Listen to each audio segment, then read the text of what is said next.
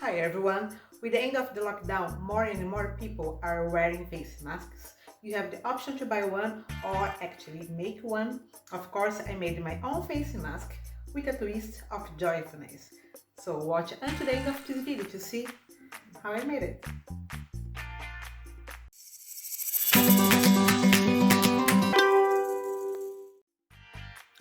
To start, I use a single dinner plate to draw a circle and cut it off.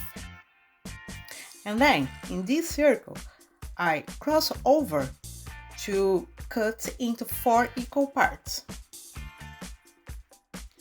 It is really easy. No way I could get wrong with this.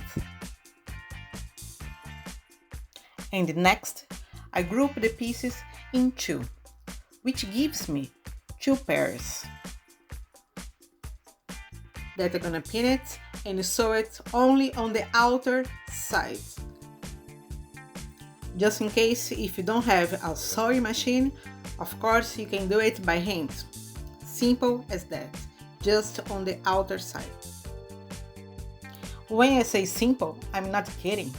Let me finish with this one and then you're gonna see what I mean. Take the 2 parts and put it together. Basically, you have the mask already. But as a crafty channel, I could not just do it a plain face mask. So I'm going to add some embroidery. Flowers. To be more specific, 3 sunflowers. And be my joy letters. Embroidery, if you know, it's a very cool technique.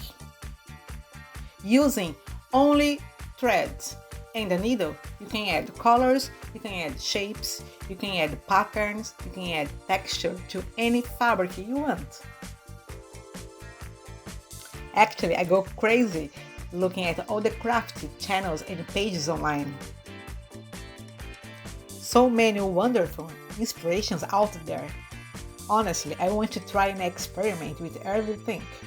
But actually, I do what I can, and at the moment, what I'm doing is turning out quite good. Embroidery is done, so now I put the 2 parts together on reverse.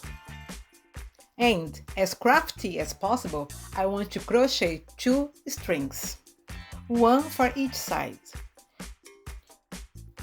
Those strings are the one going behind the ears to hold the mask. The first one is done and work on the second one. Now, it is time to finish this face mask, I need to sew it all the way around. And remember, I'm sewing the 2 parts together on reverse. But I can't close the mask completely. It is important. I have to leave a little space open on the sides. Do you know why? Because of those small open parts on the sides, I am able to turn the mask inside out. With a little bit of struggle, I confess, but totally possible. Look at this. I'm so excited with my creation. And you're nearly there. Now, just 2 things to finish. The second last, I have to attach the crochet strings on the side, on both sides. And in doing so, I can completely close my face mask.